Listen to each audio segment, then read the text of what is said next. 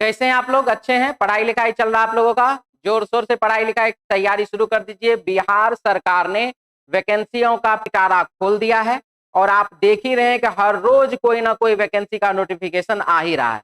तो इसी प्रकार का एक वैकेंसी आया है जो कि बाबू है क्या चीज का, ARAO, जो कि बीपीएससी के माध्यम से है। इसके बारे में हम आपको डिटेल से आज जानकारी देंगे। ये जानकारी आप लोगों के लिए बहुत ही फायदेमंद होगा। तो चलिए सबसे पहले ARAO क्या है जो कि बीपीएससी के माध्यम से है, इसके बारे में मैं SK गुप्ता सर आप लोगों से बात करने आया हूं। तो चलिए सबसे पहले जान लें कि ARAO क्या है। Assistant revenue and accounts officer, ये इसका नाम है, जो कि आपको नगर विकास आवास विकास के अंतर्गत आप इसमें नौकरी करेंगे। अगर आपको यहाँ पर ज्वाइनिंग हो जाता है तो आप नगर विकास आवास विकास के अंतर्गत आपको ये ज्वाइनिंग होगा। आपके डिस्ट्रिक्ट में ज्वाइनिंग होगा, मतलब बिहार के किसी भी डिस्ट्रिक्ट में आपको ये ज्वाइनिंग करवाया जाएगा। तो चलते हैं इसके बारे में हम लोग संपूर्ण जानकारी अभी प्राप्त करते हैं। तो आपके लिए हम जो अभी लेकर के आए हैं इसमें आपको क्या क्या जानकारी मिलेगा थोड़ा हम लोग ये देख लें। तो देख लीजिए, आपको टोटल सीट कितनी है वो हम बताएंगे, एग्जाम डेट क्या है वो बताएंगे, चयन प्रक्रिया कैसे होगा, परीक्षा का क्या पैटर्न होगा, आयु सीमा इसका क्या है, आरक्षण का क्या नियम है और अन्य महत्वपूर्ण जानकारी आपको विस्तार से पता चलेगी कि आपके लिए क्या क्या जानकारी यहाँ पर है। तो चलिए हम लोग आगे बढ़ते हैं। तो देखिए इसमें कि सबसे पहले आपको हम बिहार लोक सेवा आयोग का इसका जो सबसे पहला इस रेवेन्यू ऑफिसर का जो इंट्रोडक्शन है वो आपको समझा दें। क्या लिखा है हमने, Bihar assistant revenue and accounts officer recruitment 2025 का है ये बाबू। क्या है इसमें, बिहार सरकार ने assistant revenue and account officer के पदों पर भर्ती के लिए अधिसूचना जारी कर दी है, या ये सूचना आप लोगों के सामने आ चुका है। आप बीपीएससी का साइट ओपन करेंगे, वहां से आपको इसका नोटिफिकेशन मिल जाएगा, इसका सूचना आपको वहां से मिल जाएगा, प्राप्त आप वहां से कर सकते हैं। इस भर्ती में विभिन्न कोटियों के अंतर्गत सीधी भर्ती से रिक्तियों को भरा जाएगा। सीधी भर्ती क्या होता है हम लोग इस पर अभी बात करेंगे। इच्छुक और योग्य अभ्यर्थी बीपीएससी बिहार रिक्रूटमेंट 2025 के तहत आवेदन कर सकते हैं। तो चलिए अब सीधी भर्ती का मामला है कि सीधी भर्ती क्या होता है, तो थोड़ा हम लोग ये चीज जान लें। तो यहाँ जो आप देखते हैं कि रेलवे के एग्जाम में या फिर एसएससी के एग्जाम में पीटी होता है, फिर मेंस का एग्जाम होता है और फिर अलग अलग प्रकार के एग्जाम होते हैं। कहीं पर साइको होता है तो कहीं साइको नहीं होता है। लेकिन टेक्नीशियन का एग्जाम अगर आप देखते होंगे रेलवे का, तो उसमें क्या होता है, एक एग्जाम आप पास कर जाइए और उसके बाद डायरेक्ट आप डॉक्यूमेंट वेरिफिकेशन में चले जाइए, सीधी भर्ती। तो यहाँ पर जो है, जो आप इसमें रेवेन्यू ऑफिसर जो आप बनने वाले हैं, तो उसके लिए सीधी भर्ती का क्या क्राइटेरिया है, तो आपको सिर्फ और सिर्फ एक एग्जाम पास करना है और उसके बाद अगर आप एग्जाम पास कर गए तो एग्जाम पास करने के बाद आपका डायरेक्ट डॉक्यूमेंट वेरिफिकेशन के लिए आपको बुलाया जाएगा। बीच में मेंस का, इंटरव्यू का, इसका उसका कहीं कोई टेंशन, कहीं कोई दिक्कतें नहीं है। आप एक एग्जाम पास करेंगे और उसके बाद डायरेक्ट डॉक्यूमेंट वेरिफिकेशन में आप चले जाएंगे। ठीक है, साथ ही साथ आपको बता दें अब कि क्या सीट है, कहां से ये नोटिफिकेशन आप देख सकते हैं, तो उनकी जानकारी बिहार पब्लिक सर्विस कमीशन, आप देख लीजिए 20-3-2025 एग्जाम कैलेंडर ये जारी किया गया है और आप इसमें 19वें नंबर पर, यहां पर देख लीजिए 19वें नंबर पर आप ये देख सकते हैं assistant revenue and account officer यहां पर लिखा हुआ है, जिसका टोटल नंबर ऑफ सीट है बाबू 285। कितना सीट है, 285 सीट है इसमें टोटल। आप 19 नंबर में यह जानकारी पढ़ सकते हैं। ठीक है, और इसका एग्जाम का डेट देख लीजिए, प्रीलिम्स का एग्जाम यानी कि जो पीटी का एग्जाम है, जो इसका एग्जाम है वो आपको दे दिया गया है। क्या चीज है, 27/7/2025 यानी कि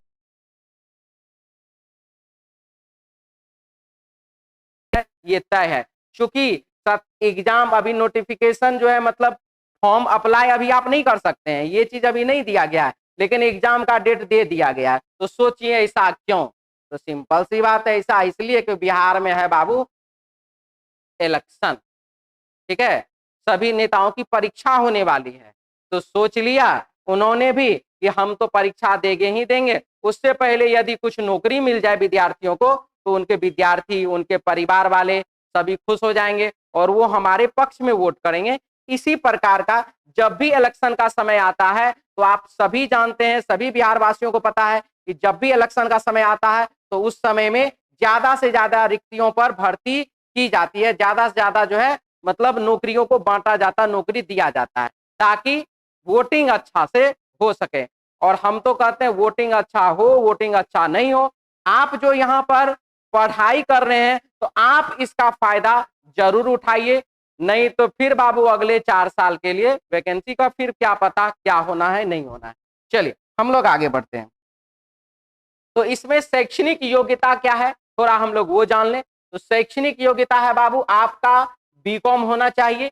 आप किसी भी मान्यता प्राप्त यूनिवर्सिटी से, विश्वविद्यालय से, किसी भी मान्यता प्राप्त विश्वविद्यालय से आपका बीकॉम फाइनल होना चाहिए। आप बीकॉम यदि हैं तो आप ये फॉर्म भर सकते हैं। बीए इकोनॉमिक्स से अगर आप हैं तो भी आप शैक्षणिक क्या हम बोले किसी भी मान्यता प्राप्त विश्वविद्यालय से यदि आप बीए पास किए हो इकोनॉमिक्स से तो आप जो है ये फॉर्म भर सकते हैं। साथ ही साथ अगर आपका बीएससी है और वो स्टैटिक्स से है तो भी आप फॉर्म भर सकते हैं। क्या बोले संख्या की सब्जेक्ट आप नहीं जानते हैं, 10th पास किए हैं, संख्या की नहीं पढ़े थे, तब पढ़े हैं तब फिर ठीक है। मीन मीडियन मोड सब पढ़े हैं ना, तो मीन मीडियन मोड बाबू संख्याकी के अंतर्गत ही ना आता है। चलिए अच्छा है, गुड क्वेश्चन। हाँ तो हम लोग बात कर रहे थे क्या चीज का, आप किसी भी मान्यता प्राप्त विश्वविद्यालय से क्या पास आउट होने चाहिए, बीकॉम। मान्यता प्राप्त विश्वविद्यालय से आप क्या प्राप्त होने चाहिए, इकोनॉमिक्स, बीए से इकोनॉमिक्स। और अगर आप मान्यता प्राप्त विश्वविद्यालय से बीएससी किए हुए वो भी स्टैटिक्स से, मैथ्स ऑनर्स वाले नहीं चलेंगे, याद रखिएगा। कुछ विद्यार्थियों का कमेंट होता है कि सर मैथ्स वाले आएंगे कि नहीं, बिल्कुल नहीं, मैथ्स ऑनर्स एलिजिबल नहीं है। यहाँ पर डायरेक्ट बोला स्टैटिक्स वाले होने चाहिए, स्टैटिक्स वाले होने चाहिए, मैथ्स वाले नहीं। क्लियर है। चलिए आगे हम लोग बढ़ते हैं, अब यहां से आगे बढ़ते हैं। अब देखिए एग्जाम पैटर्न आपका कैसा होगा, एग्जाम पैटर्न में क्या चीज होगा, किस प्रकार से होगा। तो लिखित परीक्षा 2 पत्रों में होगी। लिखित परीक्षा कितने पत्रों में, यानी कि 2 पत्र, उसी समय में एक ही बार एग्जाम होगा, उसी दिन 2 बार एग्जाम हो जाएगा। क्या क्या चीज है, कुल कितने अंक होंगे, 200 अंक होंगे। तो प्रथम पत्र में क्या चीज होगा, जनरल स्टडीज ऑब्जेक्टिव, क्या चीज, यानी कि आपको वैकल्पिक परीक्षा होगा, यानी विकल्प वाला परीक्षा होगा, वैकल्पिक नहीं सॉरी विकल्प वाला परीक्षा होगा कि ऑप्शनल वाला। तो वही है कि जनरल स्टडीज का जो कि आप बीपीएससी के माध्यम से जो आप एग्जाम देते हैं, जिसमें हिस्ट्री, पॉलिटी, ज्योग्राफी, इकोनॉमिक्स, उसके बाद बिहार का सामान्य अध्ययन का जानकारी, तो ये सब जो होता है वही सब क्वेश्चन आपको यहाँ पर पूछा जाएगा, जिसका कि आपका 2 घंटा का समय है और कुल मिलाकर के 100 अंक उसमें आपको मिलेंगे। 100 अंक का क्वेश्चन होगा और वो आपको बनाना है। तो जब आप ये पीटी मतलब कह लीजिए और इसको आप मेंस कह लीजिए, देना एग्जाम एक ही दिन में है, ऐसा नहीं है कि पहले 100 नंबर का दे दिए उसके बाद फिर अलग होगा, नहीं, एक ही दिन आपको एग्जाम होगा ये दोनों। तो 100 नंबर का ये एग्जाम हो गया आपका, फिर 100 नंबर का आपका द्वितीय पत्र आपका हो जाएगा उसी समय में, जो कि आपका क्या होगा, ऑप्शनल सब्जेक्ट होगा। ये भी आपको ऑब्जेक्टिव ही होगा, लेकिन क्या चीज होगा, ऑप्शनल सब्जेक्ट होगा। ऑप्शनल सब्जेक्ट मतलब कि जो अभी हम आपको बताए, आपका कॉमर्स से है, बीकॉम है तो आपका कॉमर्स से सवाल होगा, अगर आप बीए इकोनॉमिक्स है तो आपका इकोनॉमिक्स से सवाल होगा, और यदि आप स्टैटिक्स से बीएससी किए हुए हैं तो आपका स्टैटिक्स से सवाल होगा। और वो सवाल कितने होंगे आपके, तो 100 सवाल होंगे और उसका समय क्या होगा आपका, 2 घंटा का। क्लियर है, यहाँ भी 2 घंटा का समय, यहाँ भी 2 घंटा का समय, यानी कि कुल मिलाकर के आपको 4 घंटा एग्जाम देने जाना है। सत्तू उत्तू पी के बढ़िया से खा के, दही चूरा खा के, पापड़ ऊपर, तब जाना एकदम आराम से, नहीं तो वहां भूख लग जाएगा तो फिर छटपटाएगा, तो ये वाला काम नहीं करना बाबू, ठीक है। चलिए अब आइए, वैकल्पिक विषयों में किसी एक का चयन आपको करना है, किसी एक का आपको चयन करना है।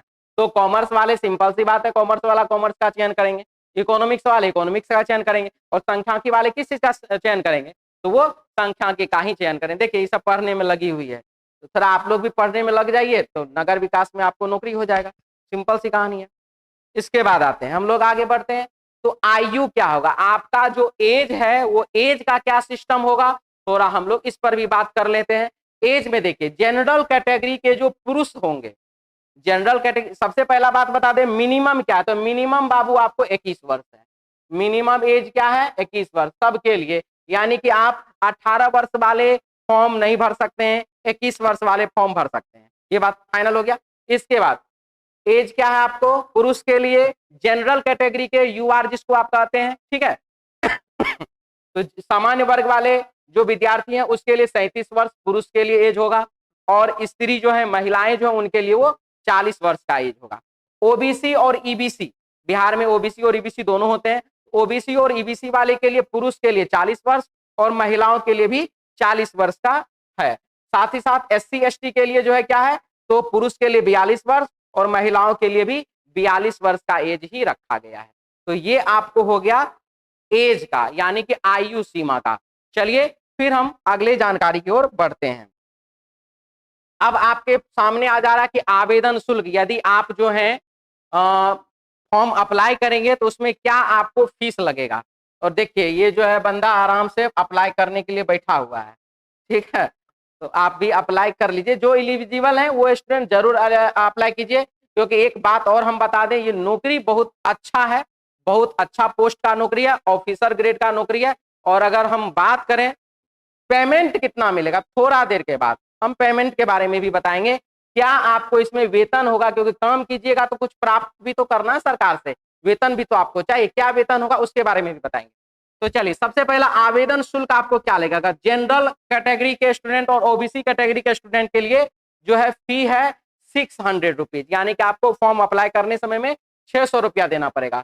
एससी एसटी और एपीडब्ल्यूडी यानी कि जो दिव्यांग स्टूडेंट है और जो एससी एसटी हैं उनको लगेगा 150 रुपया, और महिलाएं अभ्यर्थी जो है बिहार के उनको लगेगा कितना, तो 150 रुपया, यानी कि 150 रुपया 150 रुपया और इधर से 600 रुपया का ये बाबू आप लोगों को फॉर्म अप्लाई करने के समय में इतना फी आप लोगों को देना है।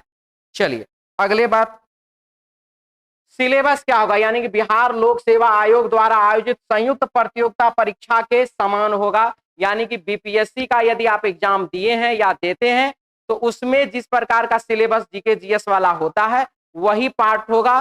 सिर्फ और सिर्फ जीके जीएस और बिहार का क्वेश्चन रहेगा, जो कि आपको अच्छे से तैयारी उसका करना है। इसके बाद हम आपको अभी तुरंत बोले थे कि सर वेतन का कुछ बता दीजिए। तो वेतन आपको बाबू जब आप काम करिएगा तो मेहनताना तो मिलना चाहिए आपको, और मेहनताना के रूप में अच्छा खासा रकम आपको मिलेगा, 70 से 80 हजार रुपया इसमें मंथली आपको पे होगा। याद रखिएगा कितना, 70 से 80 हजार रुपया मंथली आपको पेमेंट मिलेगा।